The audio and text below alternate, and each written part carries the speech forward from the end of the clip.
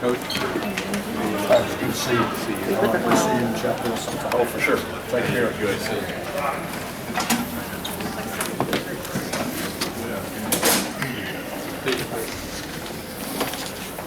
Okay, y'all ready? We had a bunch of guys that played hard.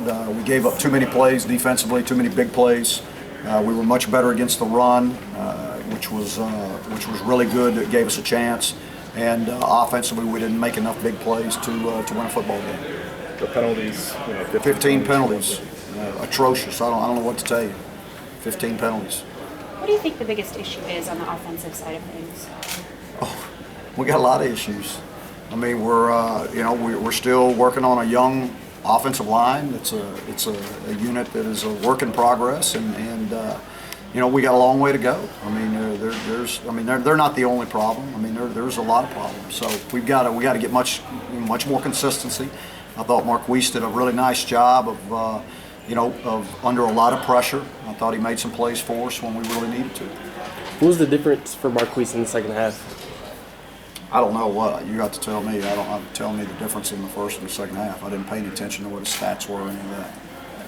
Defensively, it seemed like What did you see in the second half that he may not have been doing in the first half?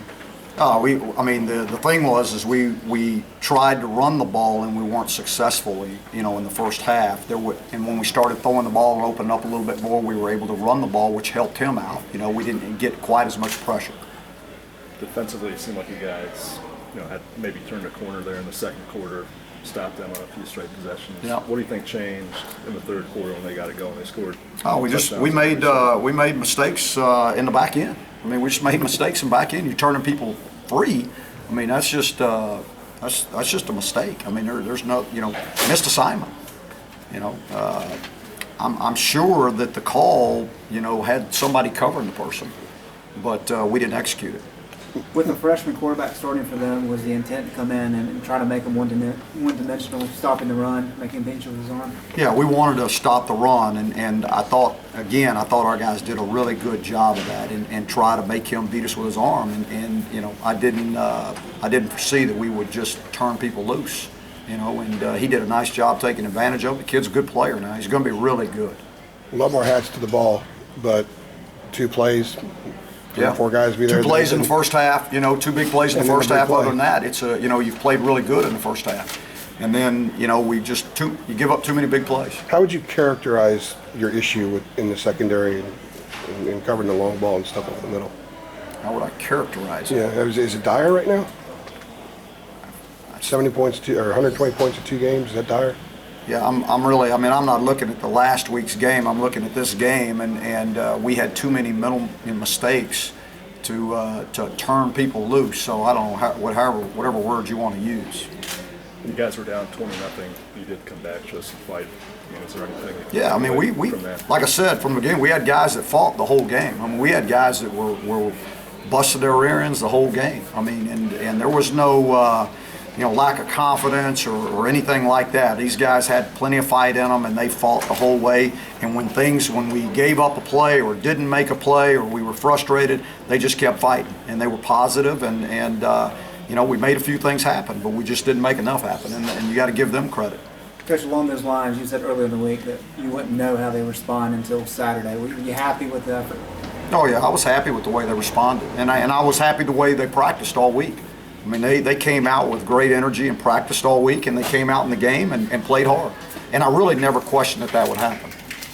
How do you fix the penalties? You stated back in the beginning of August you want to cut them in half this year. We got to go back and look at them and see why we had them, what the reason was that we had them, and get it corrected. We got to get it corrected. I mean, 15 penalties is ridiculous.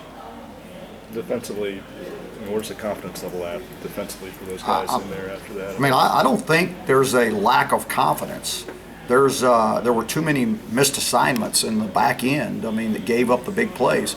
But there was no lack of confidence in the game. There's no lack of confidence in that locker room right now. What happened on the second play of the game? Do you know, and how dispiriting was it after everything that happened last week to have the same thing happen 2 plays in? We had a missed assignment on the back end. That was what happened on the second play of the game. You turn the guy Actually, there were two guys running free. You could have thrown it to either one of them, or they could have pitched it back and forth to each other. After the ECU loss, you said you were going to reevaluate everything. What do you look at going forward this week? We'll do the same thing. I mean, actually, but whether we win or lose, we do that every week. I mean, we evaluate everything that we do. I mean, we come in after Sunday, and Monday will be the first thing is what do we want to change about what we did during the week, all those things. We'll do the same thing this week. I mean, that won't change. We're gonna keep trying to clean up the mistakes, learn from them, and eventually, hopefully, we won't have any. Anybody else? If you'd known coming in that Clemson was just going to rush for 92 yards, would you feel like you had a pretty good shot at winning the game, holding them to 100? Yeah, I would. I said if we could stop the run and make them one-dimensional, we'd have a chance to win the football game, and we would have, you know. But you can't give up those big passes. All right, players, be available.